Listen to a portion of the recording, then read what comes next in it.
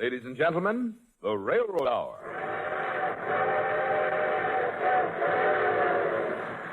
And here comes our summer show train.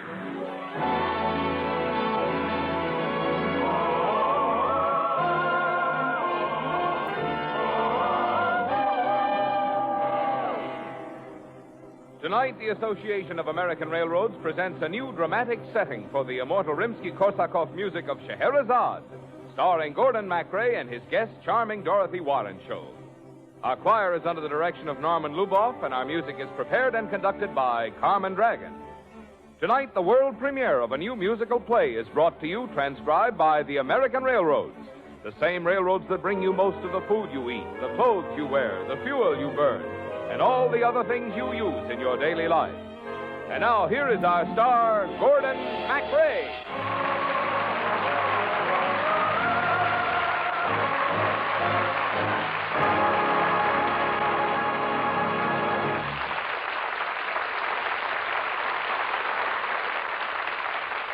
Thank you, Marvin Miller, and good evening, ladies and gentlemen. Tonight, you will hear the glorious music of Rimsky-Korsakov, presented for the first time as an American light opera by the Messrs. Lawrence and Lee. I shall be Caliph of Samarkand, the most exalted and imperial monarch of the plains of Central Asia, the Sultan Shahryar. And Dorothy Warrenshold will be Scheherazade.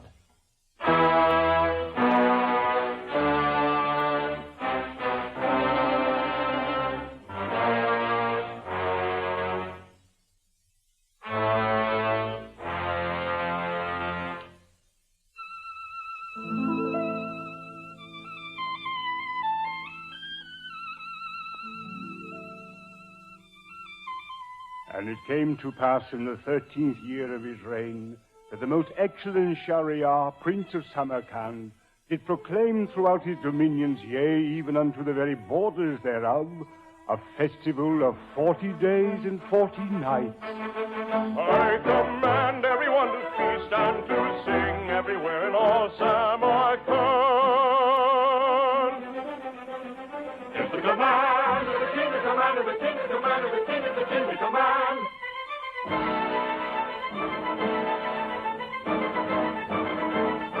Let us sing for the king, we will sing for the king, we will sing for the king at the kingly command. Shahryar is a prince of treasure. Pleasure.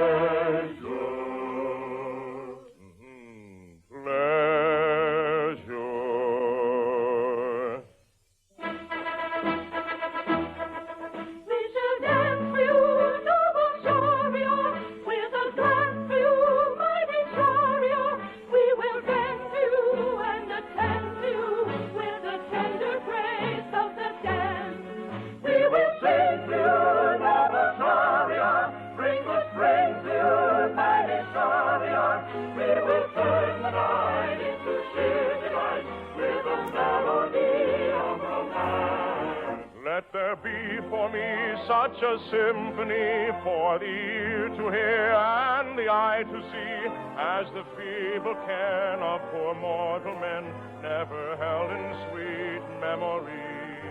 Cymbals crash for you, noble Shahryar, fountains splash for you, mighty Shahryar, bells are rung for you, songs are sung for you, to ensure your royal delight. Oh, the feast is mine, mighty Shahryar, all the east is mine, royal Shahryar, mountains high and good, day and night good, at the perfect joy of your soul, at the endless joy of my cause.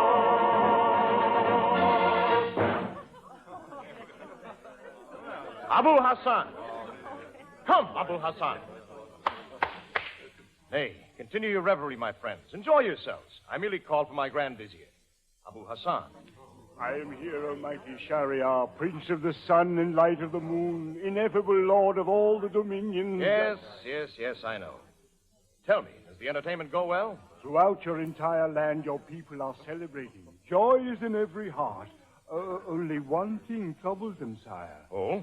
They do not know exactly what they are celebrating. and we would inquire... Silence! It's not enough that the Sultan of Samarkand commands it? True, Your Majesty. If I order a man's head chopped off, does anyone ask me why? Never, Your Majesty. And if I order my subjects to be happy, who dares to question my imperial command? No one, O perfect one. Then I say let happiness prevail. We are happy, sire. See how happy I am? Nay, Hassan. I know that you are miserable because there is no woman in your house. I have two lovely daughters, Dunyazad and Sherazad. But no wife. Alas for me, my bride has long been the guest of Allah in paradise. You ask why we celebrate, Hassan. This festival honors my wife, my queen, Zobedeh. Tell me, Hassan, have you ever seen her equal? The olive perfection of her skin, her eyes like polished opals, and her form like the undulating sands of Kokonor. Your Majesty is indeed favored among men. My poor Hassan, how empty your life must be. We must find you a wife. I have searched the marketplace. Bah! Such creatures as my Zobedeh do not dwell among the carts and carriages in the heat of the noonday sun. These frail creatures, Abu, are night-blooming flowers, and their fragrance must be sought by starlight in the untrodden ways. In the hush of the night, there is love. There is love in the silent silver of the moonrise. For the night is the robe of my love, and the wind is her voice murmuring a tune. Will I find her, my lovely, my own? Must I spend endless ages wandering alone? For the glare of the daylight may fright her away, and the night is so dark that I can't find the way. But I know she's waiting for me. Oh, yes, I know that she waits patiently for me. You must search through the night for your love. She is there, hiding in the dew of summer starlight.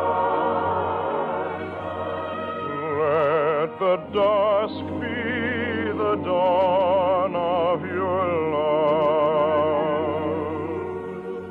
with a garden of stars blossoming above.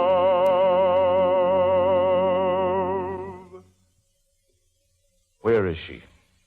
Oh, who, Your Majesty? Queen Zobedeh, where is she? I have not seen her. Bring her to the palace at once. Zobedeh, he's summoning Zobedeh. Zobedeh, I'm summoning Zobedeh. He's summoning Zobedeh. He's summoning Zobedeh. Well, where is she? Where is Queen Zobedeh? She is fled, Your Majesty, Fled? with Your Majesty's cousin, Shah Zenan. He lies! Tear out his tongue! No, sire, mercy, mercy! This is true, Hassan. The queen has gone. Alas, it is true, O perfect one. For months, Zobedeh has been plotting against you. I was not told. Why was I not told? Who would dare to speak out against the king's favorite? Call out the guard. Pursue them. They shall not escape. What is that? That music? That is the band of musicians which Your Majesty has ordered to play for this night's entertainment.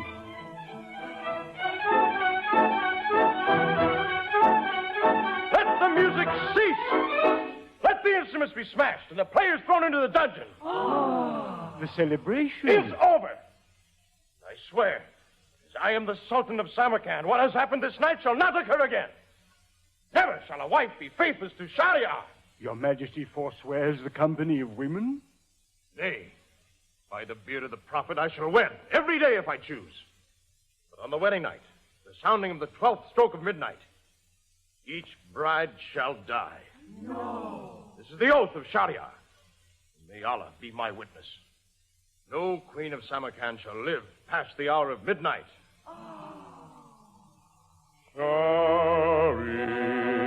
Shahryar is the prince of sadness.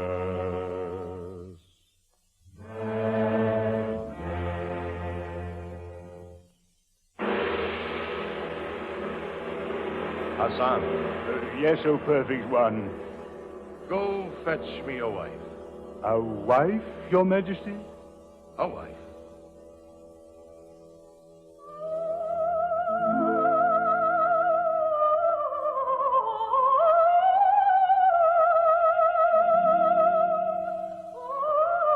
Who is that?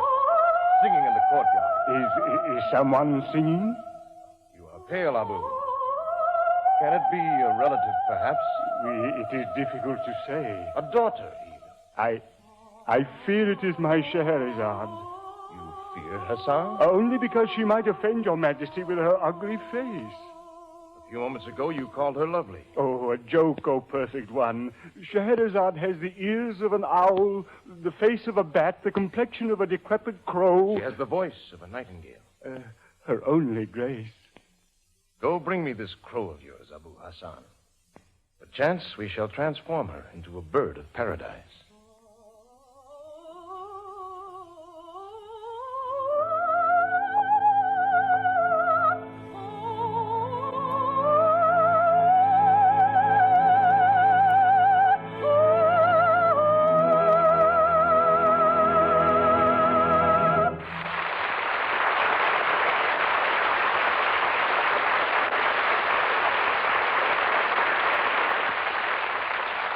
We'll return to the second act of 1001 Nights in just a moment. Tonight, the Railroad Hour is honored in presenting for a brief message the Honorable James K. Knudsen, member of the Interstate Commerce Commission and a distinguished administrator of the Defense Transportation Administration. Mr. Knudsen. Through service by normal routes has been largely restored on all railroads running through the Kansas-Missouri flood area. Behind that brief announcement is a tremendous job done by the railroads. First, in keeping traffic moving through the use of alternative routes, and then in the quick repair of broken lines and prompt restoration of service. This magnificent rehabilitation job is being carried out by the railroads at their own expense and without financial assistance.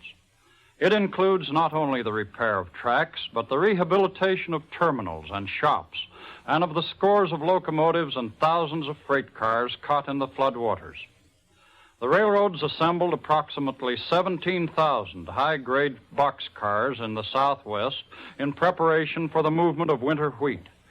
The movement was delayed by heavy rains, so that part of the southwestern harvest must be moved at the same time as the crops farther north. Meanwhile, many of the cars assembled were made unusable by the flood.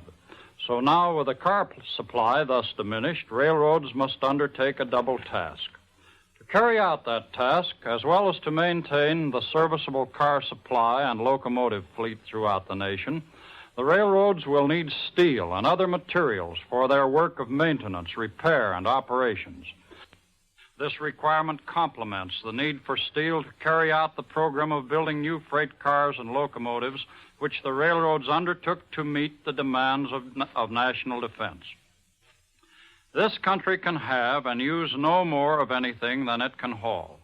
The great bulk of hauling is done in railroad cars.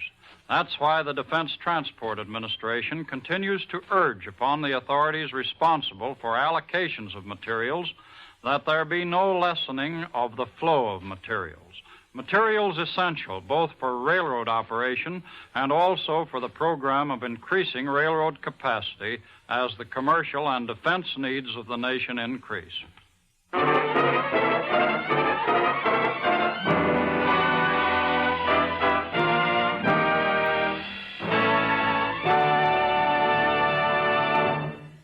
the second act of our Railroad Hour premiere of 1001 Nights, starring Gordon MacRae as the Sultan Shahryar and Dorothy Warrenshold as the fabulous Scheherazade.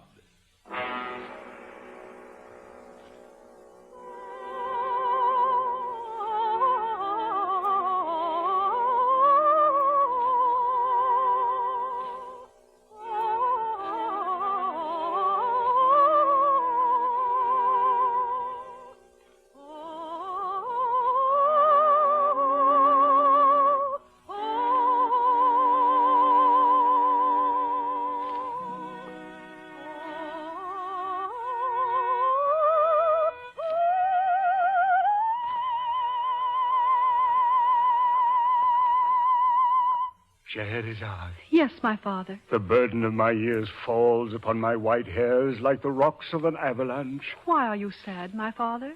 Have you heard of the terrible oath of our Sultan Shahryar? All Samarkand knows. And you know what must happen to his wives, precisely at the hour of midnight. I know. Allah, why have you blessed me with a beautiful daughter? Scheherazade, stick out your tongue. Like this? Father, try to touch the end of your nose. Can you cross your eyes? Now, scowl. Oh, it is no use. Nothing succeeds in making you ugly, Scheherazade. I would become an old woman overnight if it would make my father happy. Alas, Scheherazade, I fear you will never become an old woman at all. The king wants to marry you. And when the marriage feast is over, when the sun has gone into the caverns underneath the earth, I will never see the light of my life again. Do not despair, my father. Shahryar has taken an oath by the prophet against all womankind. No bride shall live to see the dawn after her wedding day. And I swear that I shall live to see the glory of another sunrise. Which oath is stronger, the king's or mine? Allah shall decide.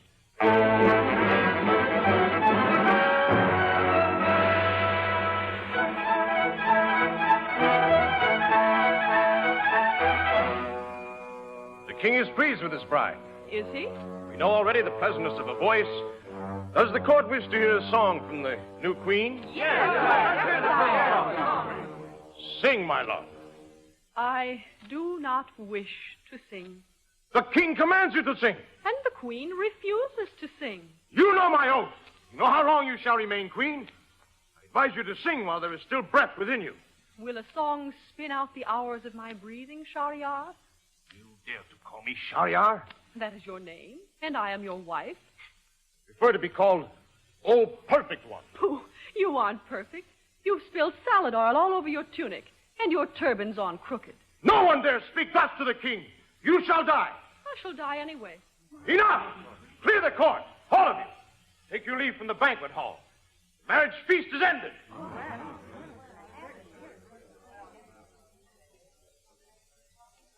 I beseech you, your majesty. Who is this child? It is my sister, Dunyazad. Can you deny her the privilege of bidding me a last farewell, O perfect one? Let it be brief. Scheherazade, my sister, I cannot sleep again until you tell me the ending of the story. Not now, little Dunyazad. But I must know how the story ends. Story? Story? What story? Did you not know, Almighty King, that my sister is gifted above all of Allah's creatures in the skill of telling tales? Marvelous, mystical tales, which are almost beyond the power of believing. Oh? I must hear such a tale. Is there time? His Majesty has pressing business at the hour of midnight. That business will be attended to, never fear. But until the stroke of 12, you will entertain me with one of your marvelous adventures. As you command, O perfect one. Long ago in the city known as Baghdad, Baghdad. lived a fabulous fellow known as Sinbad. Sinbad.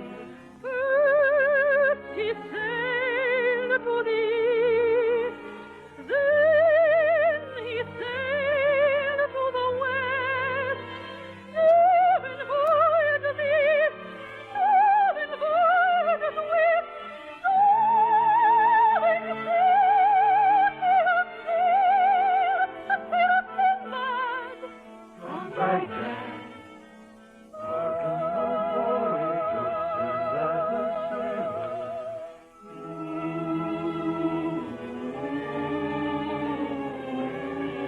it came to pass that the wealthy merchant Sinbad, tiring of his life of luxury and idleness in the city, did fit out a vessel 100 cubits long and 150 cubits high.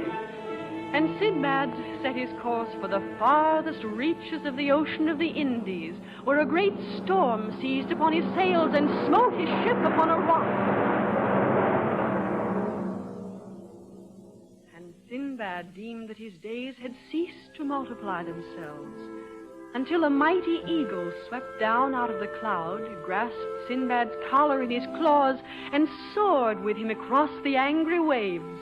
An eagle? Verily did the eagle snatch Sinbad from the jaws of the waves, else would my story be swiftly ended.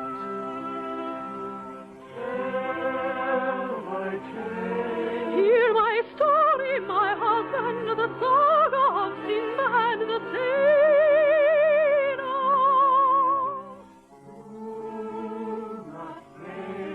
Hear the marvelous tale of the travels of Sinbad the sailor.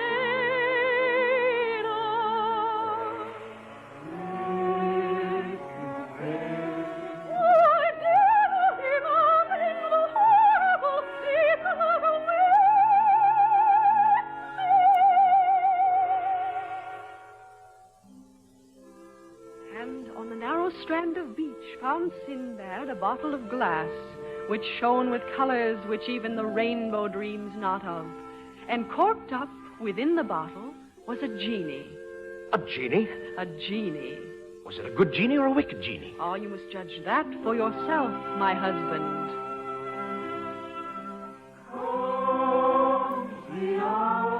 But a moment to midnight, the hour of the vow he has spoken.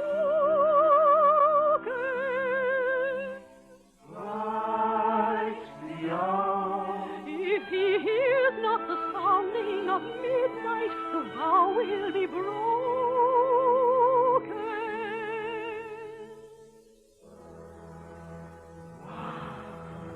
Then did the face of the genie grow black as a thundercloud, and he leaped in one stride to the peak of a mountain top.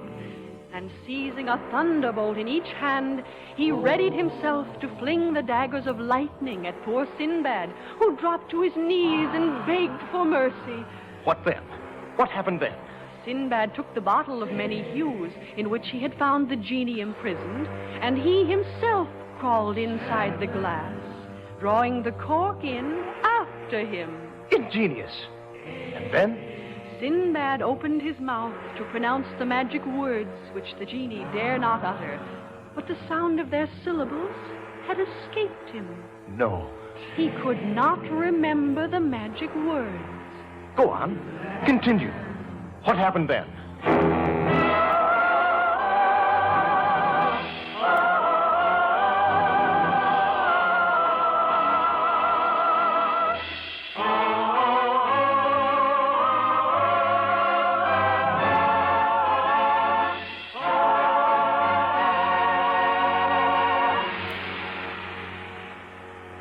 And so ends the seventh and last voyage of Sinbad the Sailor.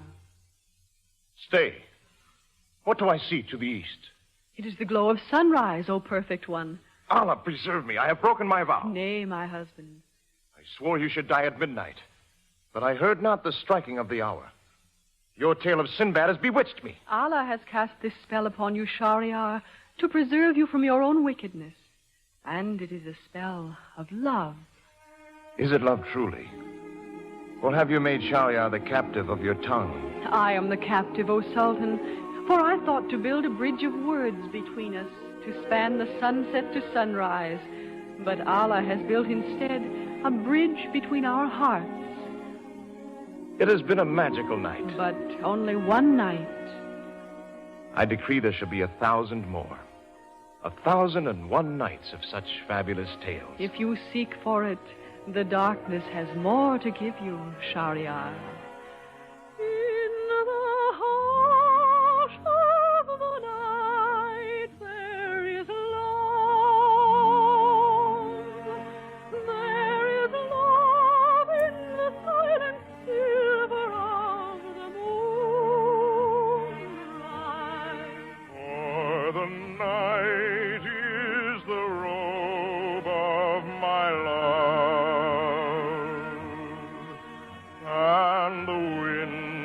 was her voice murmuring a tune.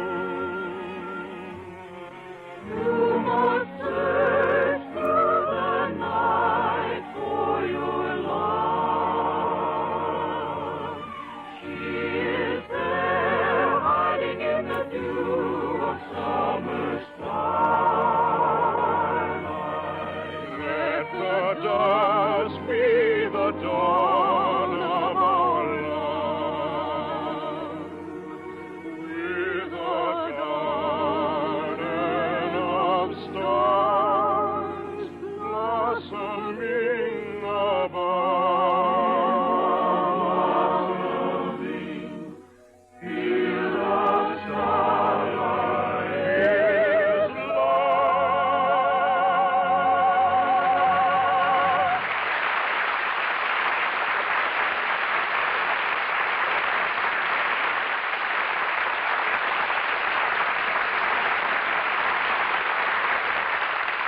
Thank you, ladies and gentlemen. Our thanks to lovely Dorothy Warrenshold, to Jay Novello, Mary Lee Robb, Marvin Miller, and to our entire company. Music for 1,001 Nights was by Rimsky-Korsakov. Lyrics and libretto by Lawrence and Lee. The Railroad Hour is brought to you each week at this time by the American Railroads. The recent and unprecedented flood in Kansas and Missouri created an aftermath of damaged homes and destitute people in urgent need of assistance. You can help these fellow countrymen in their time of need through a contribution to your local chapter of the American Red Cross, which is working day and night to alleviate the suffering. Now, here are Gordon MacRae and Dorothy Warrenshold again. Gordon, you killed me as the Sultan Shahryar. Well, not quite, Dorothy, and I'm glad, because we can use you next week. It's the premiere performance of Long Ago, a lovely nostalgic musical based on Thomas Bailey Aldrich's famous Marjorie Daw. I've just had a peek at the schedule of shows in the weeks ahead, Gordon. I'm terribly excited about them. Well, every Monday night is an opening night, Dorothy, on the show train. For instance, on August 27th, we'll have the world premiere of Danny Friel, a delightful Irish operetta. And on September 3rd, you're going to be Mark Twain for a musical romp called Innocents Abroad. See you back in 1910 next Monday night, Gordon. That's the date, Dorothy, 1910 to be exact. All aboard! Well, it looks as though we're ready to pull out. And so until next Monday night, and Long Ago, this is Gordon MacRae saying goodbye.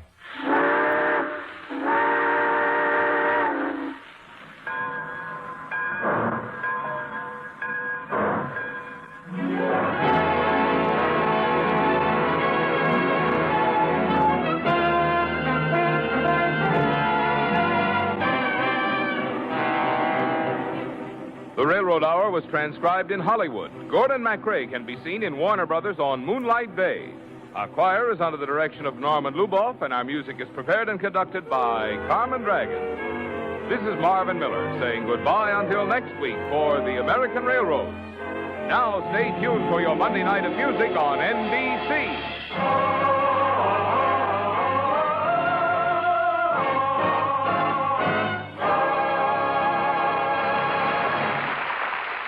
Your Monday evening of music continues with the Telephone Hour on NBC.